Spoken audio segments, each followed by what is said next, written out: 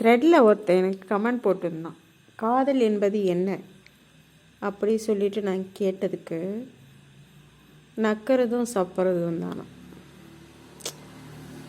அந்த வார்த்தையோட வீரியம் பாரு. அவன் எவ்வளோ ஒரு தப்பான புரிதல் இருந்தால் காதல் அப்படிங்கிற அந்த உணர்வுக்கு உடலுறவு மட்டும்தான் அப்படின்னு சொல்லிட்டு அவன் கமெண்ட் பண்ணுவான்.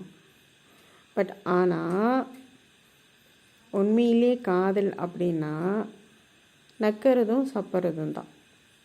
எப்படி சொல்ல பார்க்கலாம், விலங்குகள்லாம் நீ கவனித்து பார்த்தீங்கன்னா அன்பை வெளிப்படுத்துறதுக்காக மாடு நாய் எல்லாமே நக்கி தான் கொடுக்கும்.